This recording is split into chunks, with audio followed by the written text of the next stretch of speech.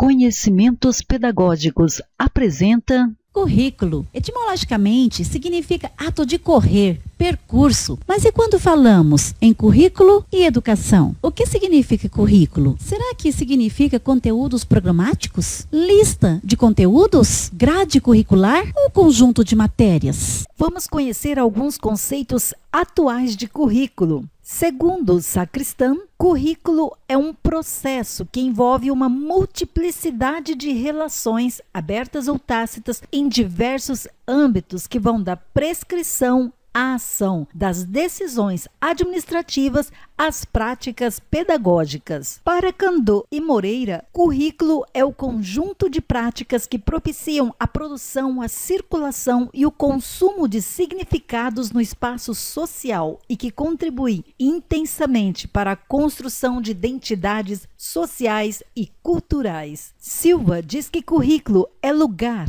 espaço, território, é relação de poder, é trajetória, viagem, percurso, texto, discurso, documento, documento de identidade. As indagações sobre currículo presentes nas escolas e na teoria pedagógica mostram que currículo é a construção e seleção de conhecimentos e práticas produzidos em contextos concretos e em dinâmicas sociais, políticas e culturais, intelectuais e pedagógicas. Tudo parece bem complexo, mas é possível destacar palavras importantes nestes conceitos como práticas pedagógicas, construção de identidade, relação de poder e construção e seleção de conhecimentos. De acordo com as diretrizes curriculares nacionais, currículo é constituído pelas experiências escolares que se desdobram em torno do conhecimento, permeadas pelas relações sociais, buscando articular vivências e saberes dos alunos com os conhecimentos historicamente acumulados e contribuindo para construir as identidades dos estudantes. As definições sobre currículo falaram de cultura, relação social, conhecimento. Então vem a pergunta: qual a relação entre conhecimento escolar e cultura? Conhecimento escolar é um dos elementos centrais do currículo. Provém de saberes e conhecimentos socialmente produzidos. Sua aprendizagem constitui condição indispensável para que possam ser aprendidos, criticados e reconstruídos, formando assim, é claro, estudantes autônomos, críticos e criativos. Já a cultura é um conjunto de práticas por meio das quais significados são produzidos e compartilhados em um grupo. Por isso é importante considerar a escola como um cruzamento de culturas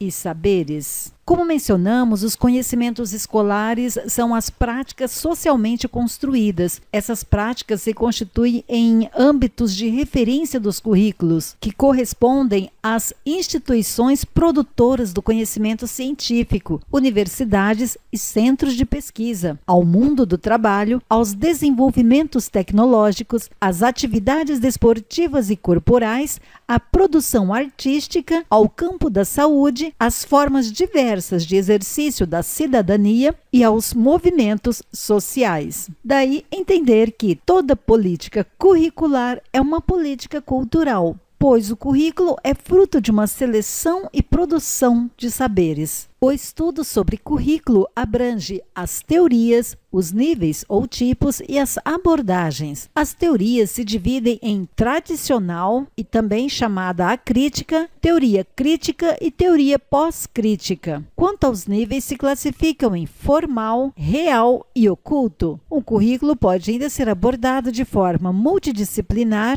pluridisciplinar, interdisciplinar e transdisciplinar. As teorias nos mostram o currículo em diferentes momentos da história. Vamos começar pela teoria tradicional. Na teoria tradicional temos 3 tipos de currículo. O currículo clássico humanista, composto pelo trivium, 3 caminhos ou 3 vias, gramática, retórica e dialética ou lógica, quadrivium, astronomia, geometria, música e aritmética. O currículo progressista e o currículo tecnocrático. O currículo progressista valoriza os interesses e experiências das crianças e jovens. Já o currículo tecnocrático valoriza a preparação para a vida profissional. Alguns autores se destacam na teoria tradicional. Dewey em 1902, escreveu um livro em que, para ele, planejamento curricular devia levar em consideração o interesse das crianças e jovens. Sua preocupação era mais com os princípios democráticos do que com a vida ocupacional adulta. A experiência da criança é tomada como ponto de partida para selecionar o conhecimento. Em 1918, Bob escreveu um livro que seria o marco no estabelecimento do currículo como um campo especializado. Diz que currículo é questão de organização. Currículo é especificação precisa de objetivos, procedimentos e métodos para obtenção de resultados que possam ser precisamente mensurados. O modelo institucional de um currículo é a fábrica. Segundo ele, a escola deveria funcionar de acordo com os princípios da administração, ou seja, que o sistema educacional fosse capaz de especificar precisamente os resultados. Este modelo encontra consolidação com o livro de Tyler. Tal como o modelo de Bob, o currículo é aqui essencialmente uma questão de técnica e preocupação com a organização e desenvolvimento. Ele insiste que os objetivos devem ser claramente definidos e estabelecidos em termos de comportamento explícito. Esta orientação se radicaliza com o livro de Robert Major, o qual enfatiza que a decisão sobre quais experiências deveriam ser propiciadas e sobre como organizá-las depende da especificação precisa dos objetivos. Portanto, objetivos precisos, detalhados e comportamental. Vamos conhecer agora autores da teoria crítica. Em vários locais do mundo, nos anos 70 e 80, teve grandes agitações e críticas em relação à teoria tradicional,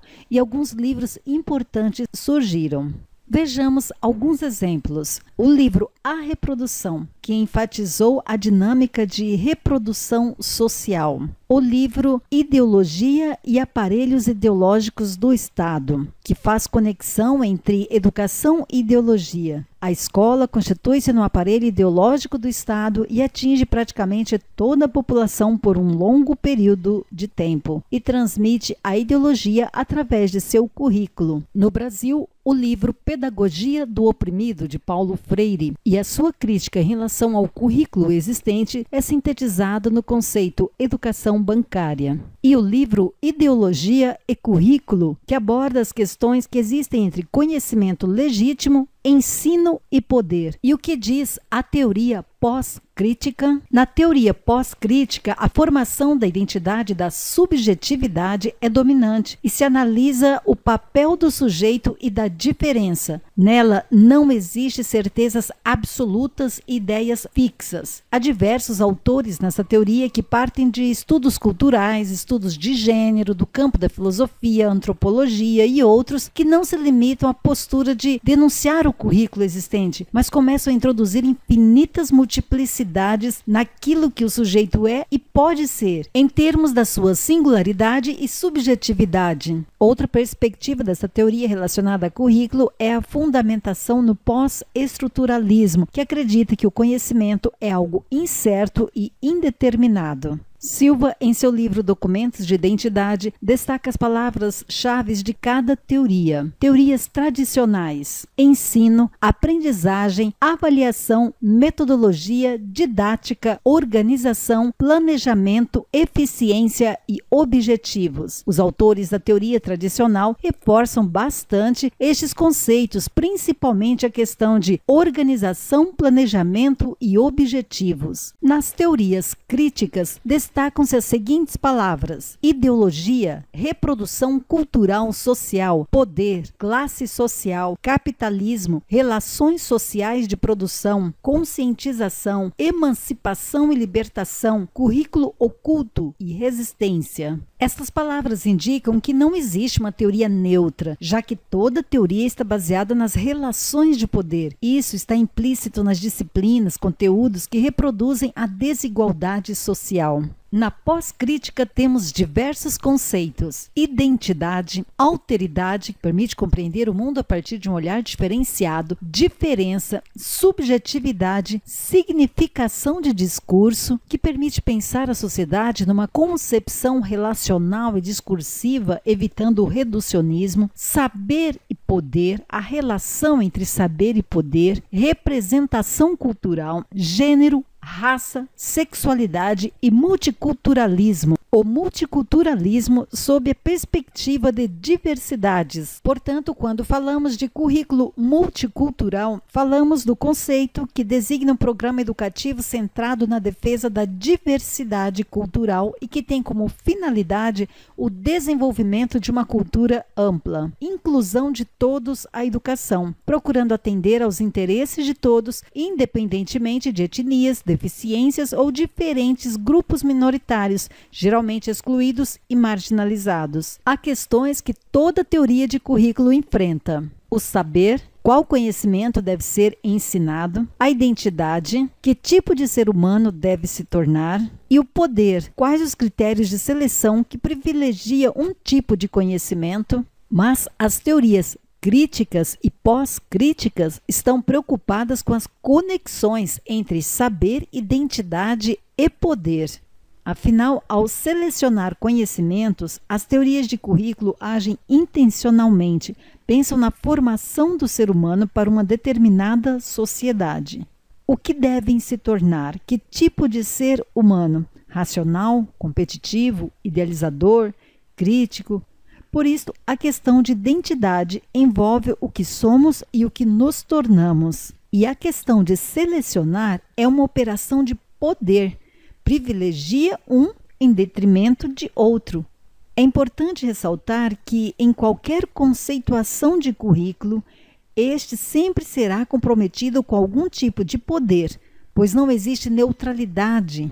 Ele é o veículo de ideologia, da filosofia e da intencionalidade educacional. O currículo formal ou oficial é aquele prescrito como desejável de forma normativa. É um conjunto de resultados previstos, estabelecido pelos sistemas de ensino ou instituição educacional. O currículo real é o que de fato acontece na sala de aula, é a efetivação do que foi planejado. O currículo praticado na sala de aula se concretiza de forma diferente do currículo escrito. Além do currículo formal, que é o prescrito, existe uma divisão diferente de currículo. Currículo operacional, que realmente ocorre e pode ser observado em sala de aula, um currículo percebido, que o professor diz estar desenvolvendo, e um currículo experienciado, que é percebido pelos alunos e ao qual eles reagem. Já o currículo oculto não está prescrito, não aparece no planejamento, mas constitui um importante fator de aprendizagem. Vamos detalhar o currículo oculto